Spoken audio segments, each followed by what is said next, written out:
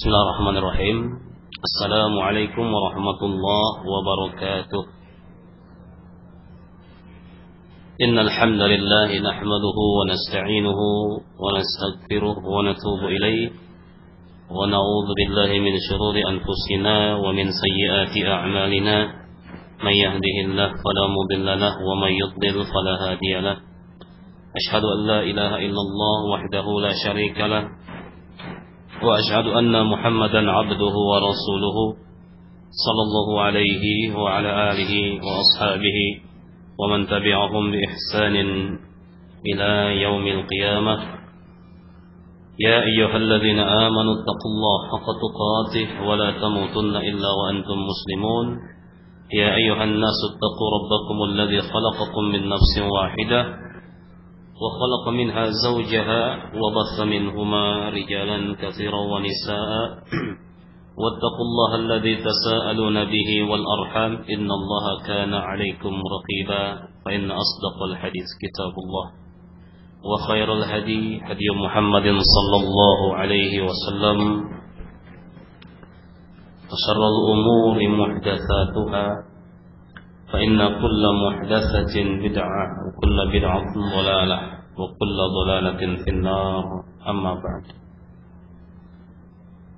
Ikhwani fi din, azzakumullah. Alhamdulillah, kita kembali dipertemukan Allah Subhanahu wa taala di pagi yang begitu cerah ini. Setelah beberapa hari sebelumnya kita alhamdulillah mendapatkan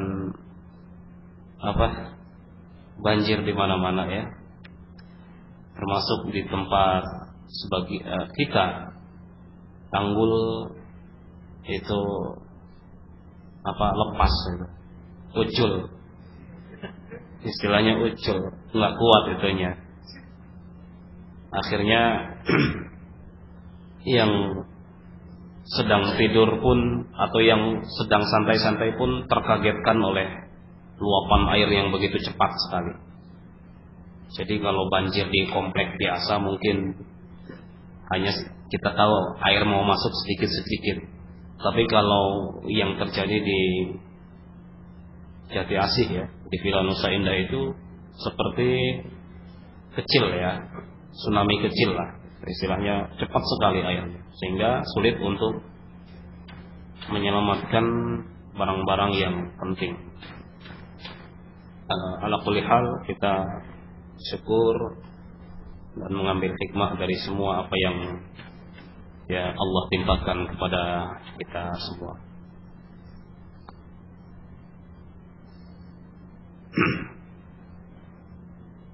Hikmahnya ngungsi ya. Hikmahnya ngungsi. Baik. Kita sebelumnya saya mohon maaf tidak hadir karena mungkin uzur ya, masih kurang sehat sebenarnya. Namun insyaallah mudah-mudahan kita bisa melanjutkan pelajaran kita di dalam kitab ini. Kita akan bacakan faslun wassalatul idain, betul? Insyaallah ya. Yang akan kita bahas sekarang salat 2 hari raya. Jadi pada pertemuan kali ini insyaallah kita akan membahas hukum yang berkaitan dengan salat 2 hari raya.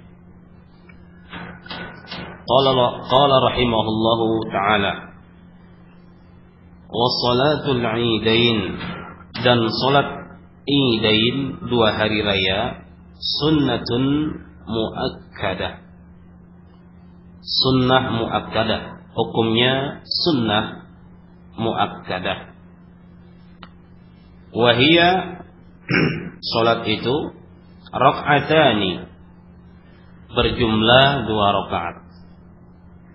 Yukabbiru fil ula sab'an, pada rakaat pertama bertakbir 7 kali. Siwa takbiratul ihram, di luar takbiratul ihram. Wa fi tsaniyah khamsan, Dan pada rakaat yang kedua khamsan, 5 kali, siwa takbiratil qiyam, di luar takbir untuk berdiri.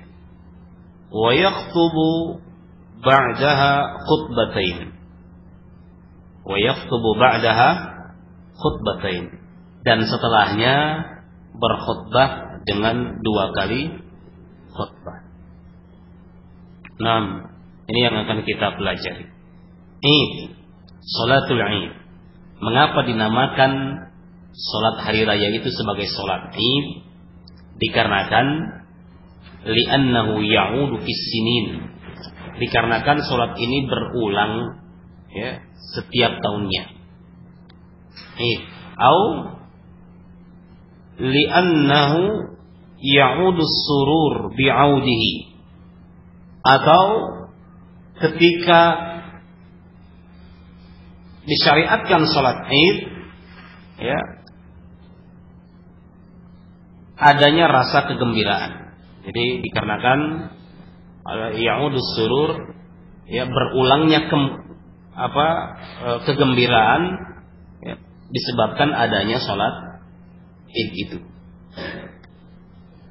Aw li kasrati awaidillah, atau dikarenakan kasrati awaidillah, banyaknya keutamaan yang Allah berikan pada salat tersebut. Nah, dan salat Id ini disyariatkan berdasarkan firman Allah Subhanahu wa taala, "Fasholli li rabbika wanhar, inna a'tainakal kautsar, fasholli li rabbika wanhar." Fasholli di sini salatlah, kemudian apa? Berkurbanlah. Salat di sini adalah salat Id.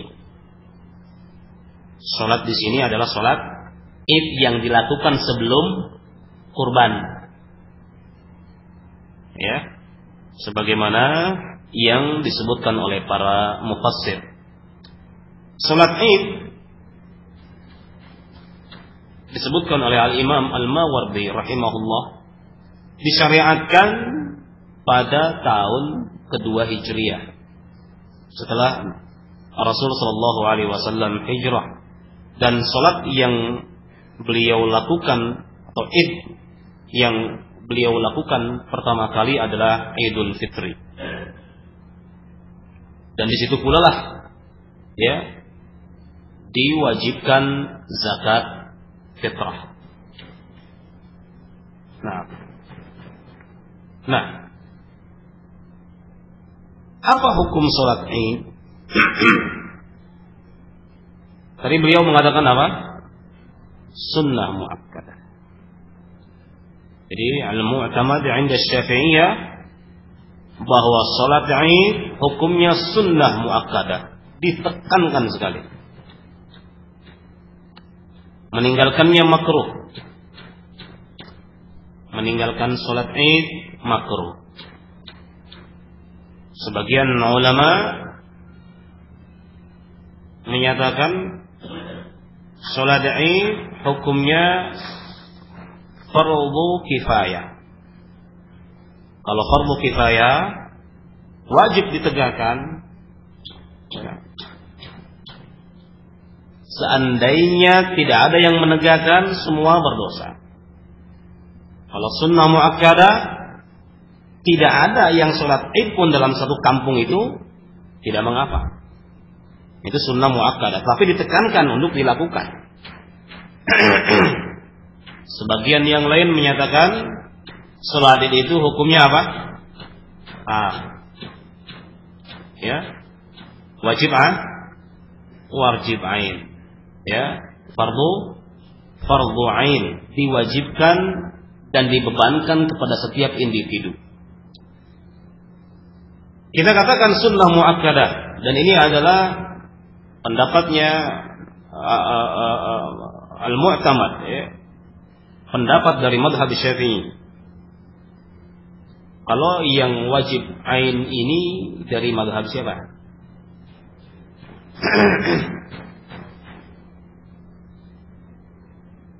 Kita dari artikel yang kita baca atau dari pendapat siapa?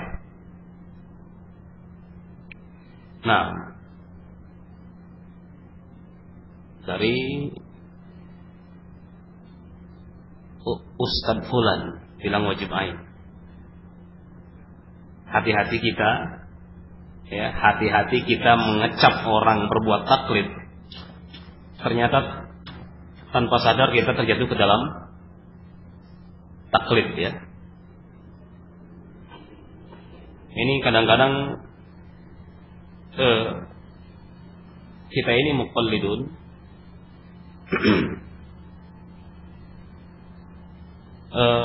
Perlu kita perbaiki pola pikir kita bahwa masalah fikih ini masalah yang begitu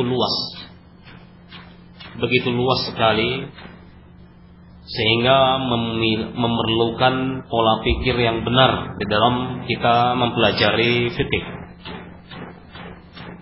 Artinya, jangan ada klaim kebenaran kepada satu kelompok, kemudian kita mencap kelompok yang lain salah dalam konteks kita belajar fikih.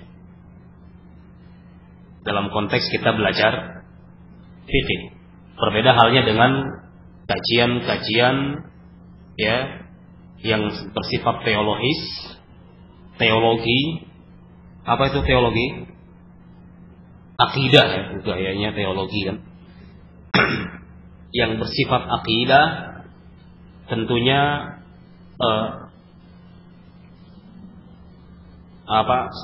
cakupan toleransinya lebih sempit dibandingkan dengan cakupan toleransi ketika kita mengkaji fikih. Sehingga dalam mengkaji fikih jangan ada kita langsung menerima satu pendapat kemudian mengecap pendapat yang lain itu salah. Walaupun ternyata di lapangan, ya,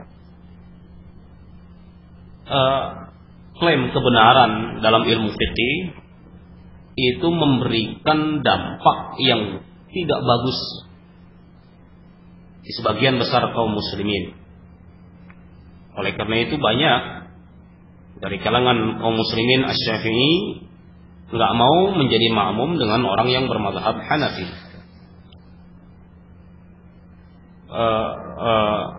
Orang yang Hanafi tidak mau menjadi makmum dengan orang yang Hambali. Ini sedikit pun tidak pernah diajarkan oleh muassisul madhab, ya, oleh a'immatul arba'ah itu tidak pernah mengajarkan seperti itu, dan para ulama-ulama yang mengikuti model imam yang empat itu pun tidak mengharuskan atau tidak mengajarkan fanatik sampai seperti itu. Tidak pernah diajarkan, ya. Sehingga apalagi sekarang saya mendengar selentingan dan mungkin melihat juga tulisannya, kalau tidak nyoblos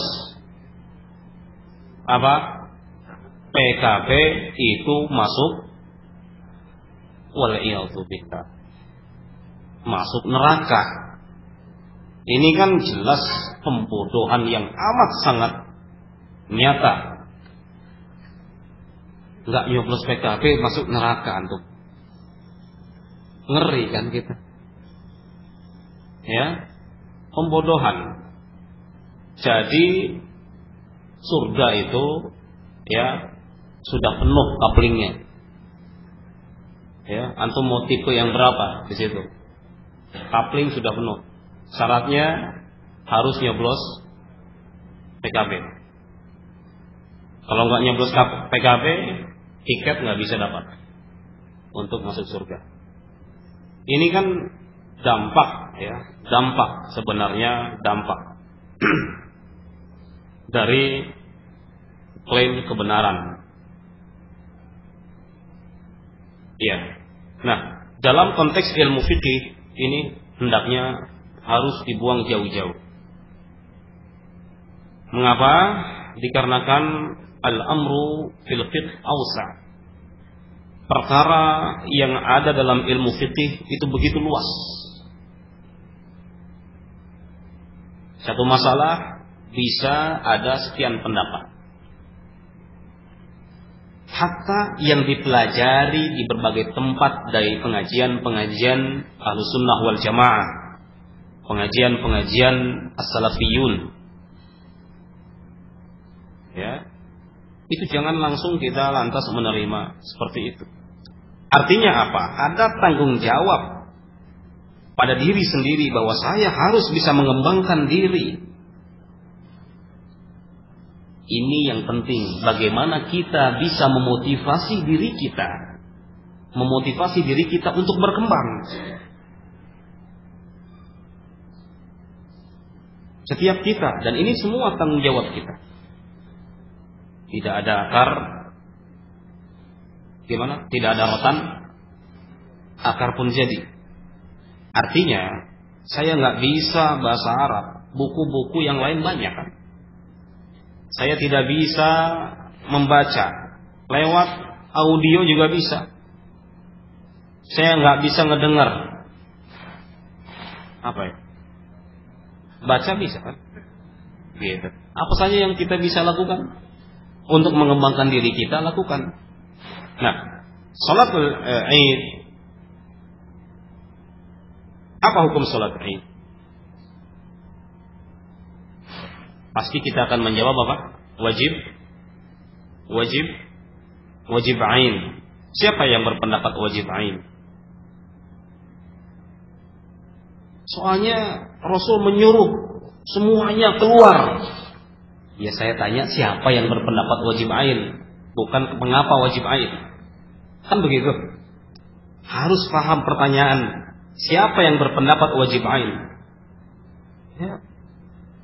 Di majalah itu ada baca. Ya siapa yang berpendapat wajib ain? Syekh Albani. Kemudian Syekh disebutkan baru mulai ya. Yang mungkin baca Syekh Albani Syekh. Nah ini yang para masyayikh pun tidak pernah mengajarkan seperti itu.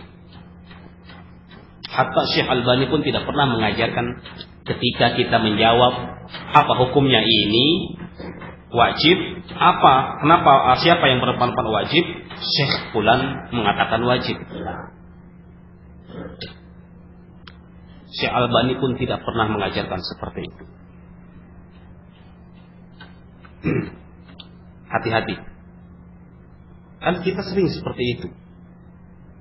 Naam, min babil ihtiram kepada para ulama. Tetapi dalam konteks seorang yang dalam konteks dia ingin mengembangkan diri, hendaknya dia merujuk kepada ya ulama yang memang mujtahid mustaqil, yang memang mujtahid mutlak, mujtahid mutlak seperti Imam Syafi'i. Nah, ulama salaf. Hatta Syekh Albani pun ketika ditanya siapa yang berpendapat ini sebagai perkara yang wajib, beliau akan menjawab ini adalah pendapat ulama Hanafiyah. Karena memang dalam masalah fikih seperti itu, ma'ruf, ya, ma'ruf dalam masalah fikih. Dalam masalah fikih itu ketika kita bicara fikih, kita merujuk kepada imam 4 mazhab. Sah?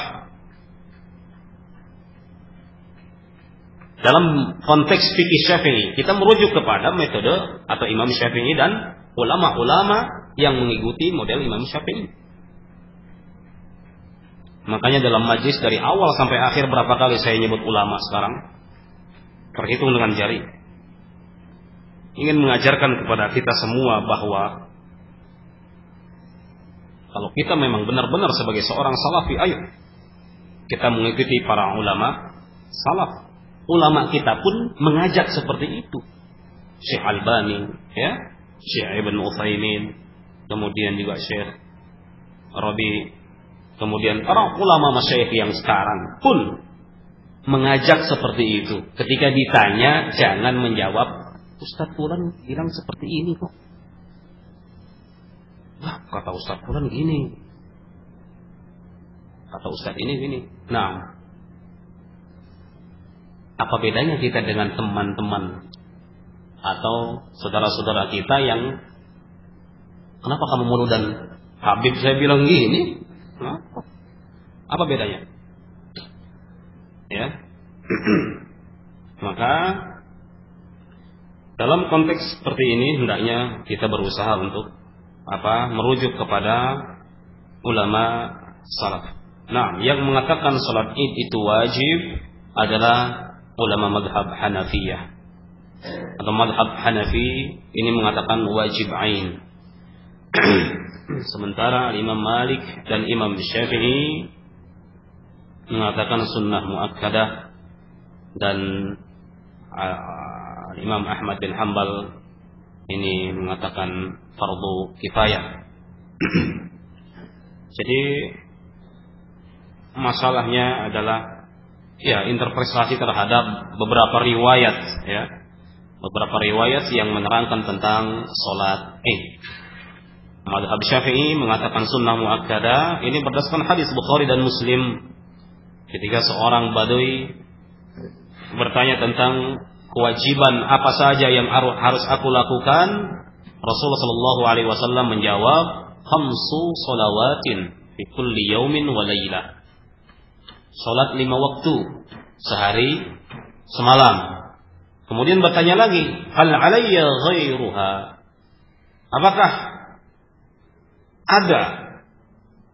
Apakah ada selain itu, selain yang 5 waktu itu? La, kata Nabi, illa an tatawwa. Tidak, kecuali salat-salat tatawwu, salat-salat sunnah. Disinilah menunjukkan kalau salat Id ini di luar dari salat 5 waktu. Ini menunjukkan kalau salat Id hukumnya apa? Sunnah muakkadah. Nah, dan disyariatkan melakukan salat Id secara berjamaah, dan semuanya disyariatkan melakukan dalam kondisi apapun. Apakah dia dalam keadaan mukim maupun dalam keadaan musafir, apakah dia seorang merdeka maupun seorang budak, ya. Wanita pun disyariatkan untuk keluar rumah, ya, keluar rumah untuk ikut salat Id. Padahal salat Id itu atau salat wanita itu dilakukan di rumahnya, ya, salat wanita itu, ya. Tetapi dalam hal ini diperintahkan keluar rumah untuk bersama-sama salat Id. Ini sebenarnya yang menjadi alasan bagi mazhab Hanafi, menunjukkan kalau ini adalah perkara yang wajib. Namun mazhab Syafi'i mengatakan kalau wanita tersebut keluar, dia berhias, kemudian membuka perhiasannya, artinya tidak berhijab dengan hijab yang baik, memakai wangi-wangian dan membuat fitnah, maka tidak boleh dia keluar rumah. Ya. Dikatakan di sini yakrahu lisyabah, ya, dibenci bagi wanita muda, ya, untuk, ya, jika keluarnya seperti itu untuk hadir kepada salat Id. Nah,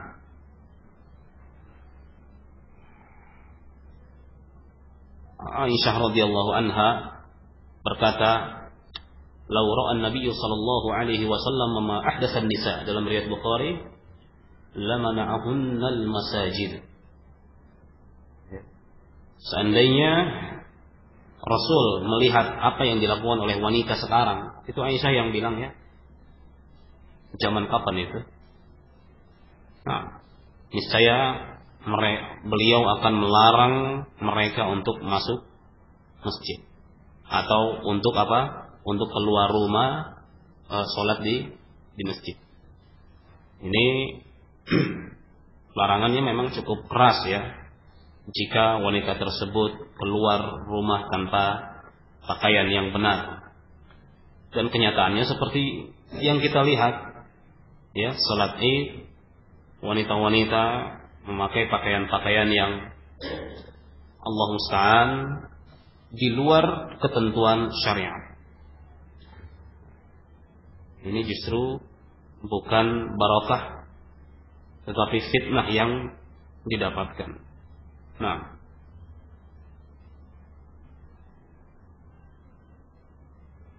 di zaman Rasul Shallallahu Alaihi Wasallam beliau menyuruh wanita. Mungkin kalau ada pertanyaan, loh, Nabi menyuruh Rasul Shallallahu Alaihi Wasallam menyuruh para wanita dan anak-anak keluar.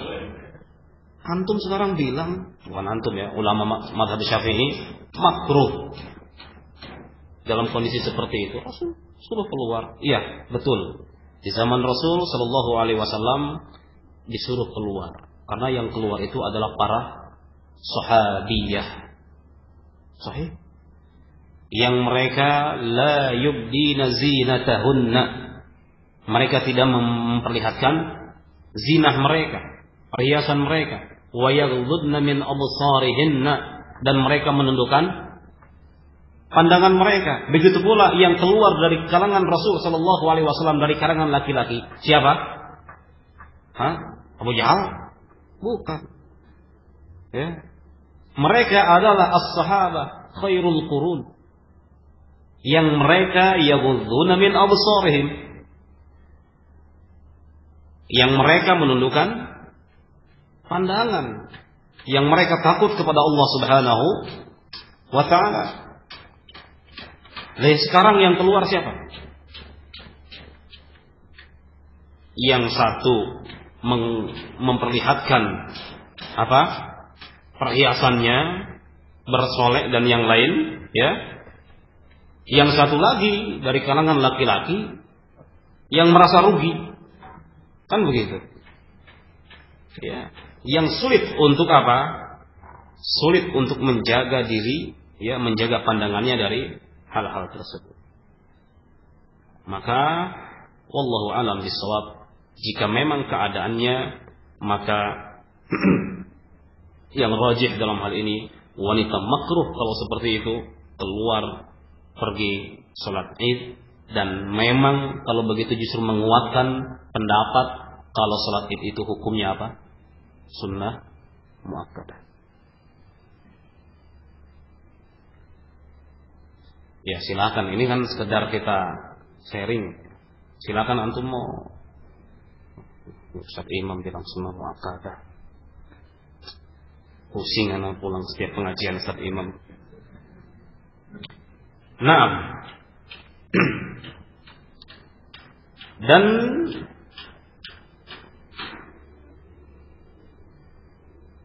disyariatkan di mana? Iya, di lapangan. Mana yang lebih afdal, lapangan atau masjid?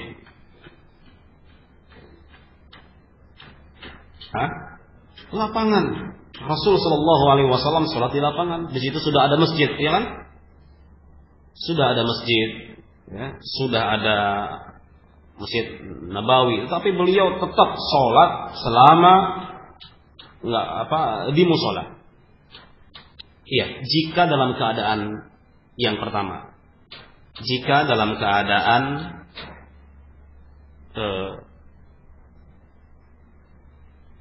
hujan, ya, maka tentunya di dalam masjid lebih utama. Ini yang pertama. Yang kedua, jika masjid bisa menampung kaum muslimin, masjid besar, bisa masuk semua kaum muslimin, lebih utama di mana? Di lapangan atau di masjid? Nah, al-madhab dalam hal ini mazhab Syafi'i di masjid lebih utama. Kenapa? Karena sholat itu asalnya di mana? Di masjid. Mengapa Rasulullah SAW sholat di lapangan terus? Masjidnya tidak bisa menampung kaum muslimin secara keseluruhan.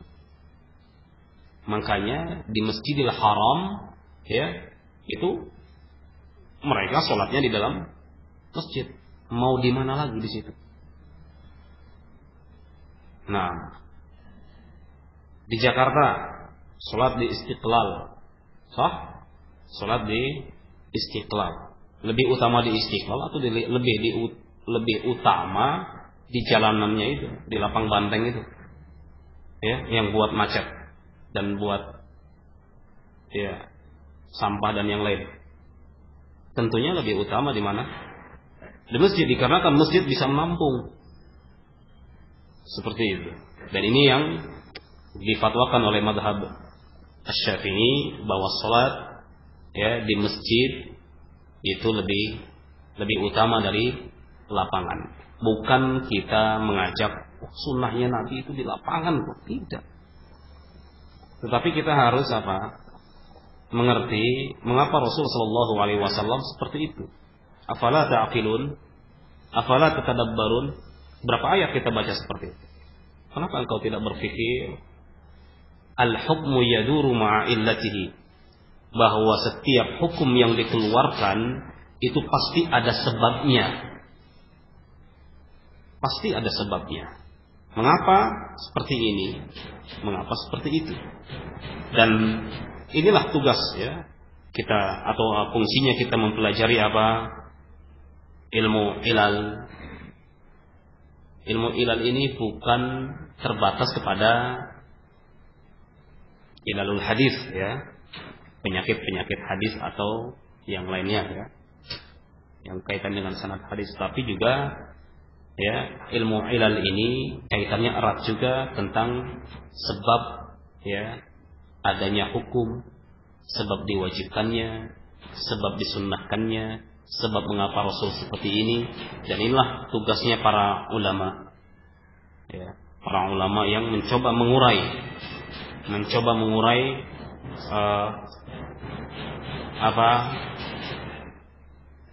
mengapa, gitu, ya, dan sebab dari adanya hukum tersebut. Makanya ikhwan fillah azakumullah, jika kita melihat jumlah muhaddis dengan jumlah fuqaha, lebih banyak mana?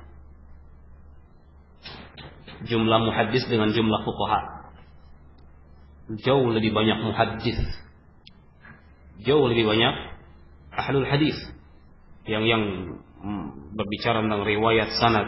Tetapi jika kita mencari fuqaha, para faqih yang memahami hadis, mencoba memahami hadis, sedikit sekali. Bukan kita katakan bahwa ahlul hadis tidak memahami hadis, tidak seperti itu, ya. Tetapi muhaddis yang faqih itu amat sangat sedikit, ya. Al-Imam Syafi'i, Imam Ahmad, mereka para muhaddis, ya. Ada perawi yang sekedar perawi saja menyampaikan hadis, tapi tidak bisa memahami substansi dari hadis itu. Nah,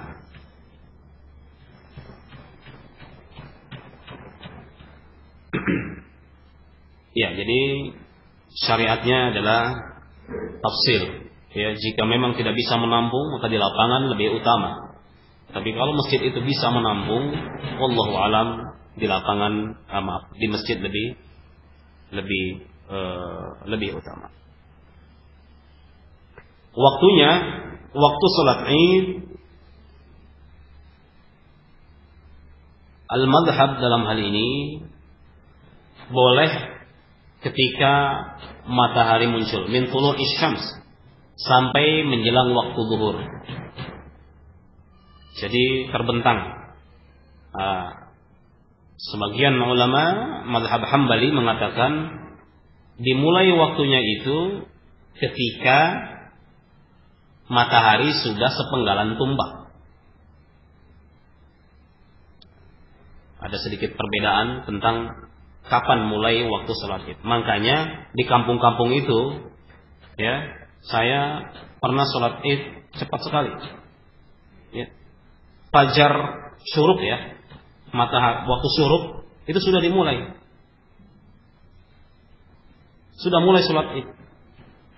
Karena itu boleh menurut mazhab Syafi'i. Walaupun setelah kita buka-buka lagi, memang itu boleh, tapi afdal tetap waktu qadra ramhin. Yang lebih utama itu adalah ketika matahari sudah sampai ke sepenggalan tombak, dan ini keluar dari khilaf. Ya, mungkin sepenggalan tombak 1 jam lah setelah syuruk, gitu. 1 jam setelah syuruk. Ini waktu yang utama, afdal. Dan boleh sampai menjelang masuknya waktu zuhur. Nah, kemudian disyariatkan kita dalam pelaksanaan sholatnya, ya, kita hendaknya berniat untuk melakukan sholat id, baik itu Idul Fitri maupun Idul Adha. Kemudian kita bertakbiratul ihram, ya. Kemudian kita melakukan takbir setelah membaca doa istiftah, ya. Setelah membaca doa istiftah, kita melakukan takbir 7 kali pada rakaat pertama dan 5 kali pada rakaat kedua. Apa ada nggak bacaan antara antara takbir tersebut? Sebagian mengatakan ada. Subhanallah walhamdulillah wala ilaha illallah wallahu akbar sebagian. Tapi ternyata tidak ada nas yang sharih, yang lugas yang menyatakan adanya takbir tersebut. Yang dijadikan alasan adalah bahwa hal tersebut adalah perkara yang baik, ya, perkara yang baik. Jadi yang rajih tidak ada. Rasul sallallahu alaihi wasallam hanya bertakbir 7 kali dan 5 kali. Kalau tidak takbir, lupa, ya, apakah perlu sujud sahwi? Tidak perlu sujud sahwi, dikarenakan takbir yang pertama 7 dan yang kedua 5 kali itu termasuk min hayatis shalah, bukan abadus shalah, bahkan bukan sunnah salat. Ya, itu tidak perlu kita sujud sahwi. Kalau kita lupa bilangannya, saya sudah takbir 4 kali atau 5 kali. Ini kaitannya dengan imam salat, ya, berarti ya, kaitannya dengan imam salat. Lupa 5 apa 4 ini. Kalau tambah berarti gimana, gitu kan? Maka sama dengan ketika kita lupa jumlah rakaat, rumusnya gimana? Dihitung yang paling sedikit untuk menghilangkan keraguan. Lupa 5 rakaat atau 4 rakaat, pastikanlah kita telah bertakbir 4. Berarti kurang berapa? 3 atau 1 pada rakaat kedua, ya. Jika kita lupa 6 kali takbir atau 7 kali takbir, pastikan kita 6 kali takbir. Seperti itu. Nah, jadi bukan merupakan rukun sekalipun, ya, apalagi bukan rukun sunnah, apalagi rukun. Jadi tidak mengapa kita lupa dalam takbir. Nah, kemudian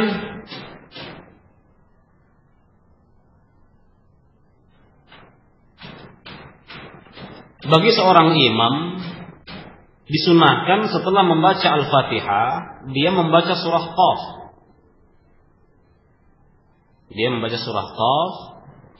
Dan pada rakaat yang kedua membaca surah Iqtarabatis Sa'ah. Qaf wal Qur'anil Majid bal ajibu an ja'ahum dzikrun min rabbikum Ya, faqala al-kafiruna in hadza illa syai'un ajiban, begitu. Sampai seterusnya surah Qaf. Ya, kemudian iqtarabatis sa'ah wa insyaqqal qamar. Ya. Ini disunahkan bikamaliha, dengan sempurna. Ya. Ini amat sangat jarang di kita. Amat sangat jarang ya di kita yang membaca surah Qaf dan surah iqtarabatis sa'ah. Bisa diprotes sama jamaah. Karena panjang ya, surah Qaf panjang.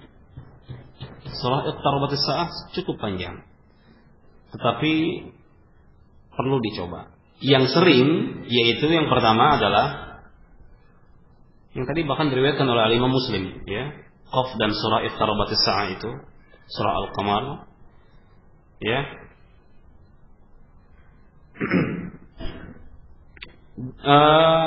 Ini surah Sabbih isma rabbikal a'la. Rakaat yang kedua apa? Hal ataka haditsul ghasyiyah. Dan salat ini sebelum khutbah. Berbeda dengan salat Jumat. Salat Jumat itu khutbah dulu kemudian salat. Ya. Seandainya khutbah baru salat, maka tidak sah salatnya. Dan khutbahnya pun tidak sah. Jadi alat tertib ya. Harus salat dulu baru kemudian berkhutbah. Dan inilah yang disebutkan oleh Al-Imam Asy-Syafi'i rahimahullahu taala. Iya.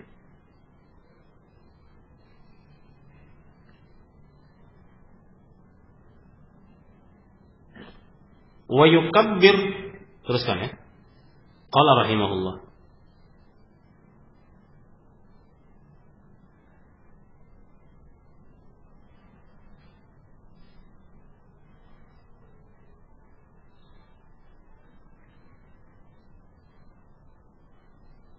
Nah, wa yukabbir min ghurubi syams lailatul 'id. Dan disunnahkan kita untuk bertakbir dimulai kapan? Ketika matahari terbenam pada malam Id. Ila an yadkhul al-imamu fi shalah. Sampai imam siap untuk melakukan takbir. Ya. Wa fil adha khalf as-salawatil fara'id min subhin yaumi Arafah ila al-'asr min akhir ayyamit tasyriq. Dan pada waktu salat Idul Adha, ya, pada waktu Idul Adha disunahkan setelah salat fardu, ya, pada waktu subuh pada hari Arafah sampai waktu asar pada hari terakhir hari tasyrik. Jadi setelah salat fardu disunnahkan untuk melakukan takbir. Lafaznya adalah di mana? Allahu Akbar, Allahu Akbar, Allahu Akbar, la ilaha illallah, Allahu Akbar, walillahil hamd. Atau dalam sebuah riwayat Allahu Akbar, Allahu Akbar, walillahil hamd. Adapun tambahan-tambahan yang dilakukan oleh sebagian qurra, Allahu Akbar kabira, walhamdulillahi katsira, wa subhanallahi bukratan wa asila. Apalagi la ilaha illallah, wallahu akbar,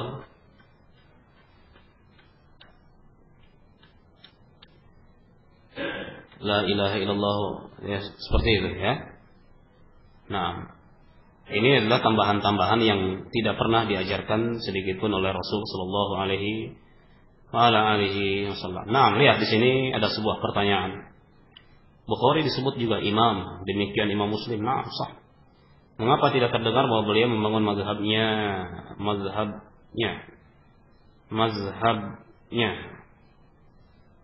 Punten mengapai kacamata kena banjir.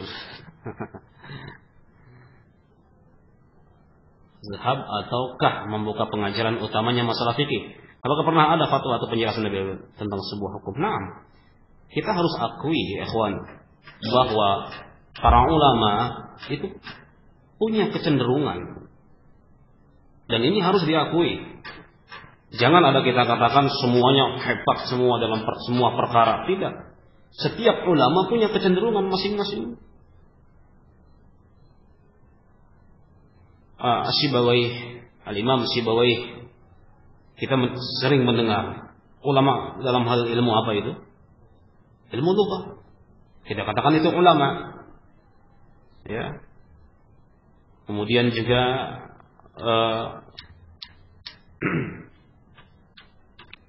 Ali Ibn al-Madini, ulama dalam bilang apa? Jarh wa ta'dil. Abu Hatim Ar-Razi, Al-Imam Ibn Abi Hatim, ulama dalam hal jarh wa ta'dil. Hatta Imam Bukhari dan Muslim pun kita katakan beliau, ya, sebagaimana disebutkan oleh Al-Imam Ibn Hajar Al-Asqalani dalam tahzib beliau, bagaimana pujian, ya, terhadap Al-Imam Bukhari, Imamud Dunya wa Jabalul Hifz, kata Al-Imam Ibn Hajar. Imam Bukhari adalah Imamud Dunya wa Jabalul Hifz. Apa? Jabal, apa jabal? Gunungnya hafalan. Ini pujian tinggi langit oleh Al-Imam Ibn Hajar. Tetapi tetap beliau punya kecenderungan. Kecenderungan beliau adalah apa? Dalam bidang ilmu hadis. Dalam bidang ilmu hadis. Ya. Nah, Al-Imam Asy-Syafi'i rahimahullah pun sama kecenderungannya adalah dalam bidang ilmu fikih. Dan semua mereka adalah para ulama.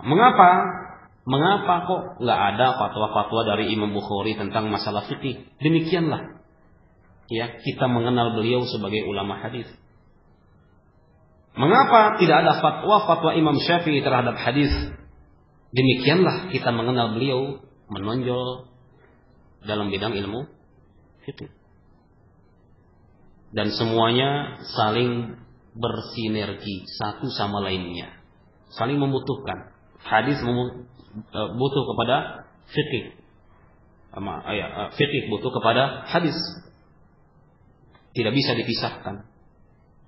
Nah, walaupun tetap ada kecenderungan orang untuk belajar, sama dengan antum-antum ketika belajar. Saya lebih suka matematik daripada bahasa Indonesia. Saya lebih suka IPS daripada semua. Walaupun kita mempelajari semua itu, tetapi ada kecenderungan. Dan ini saya kira pun berlaku dalam bidang ilmu agama. Saya kira bukan hal yang aneh. Dan hal ini tidak perlu dipertanyakan. Inilah kecenderungan para ulama pun beda. Ya.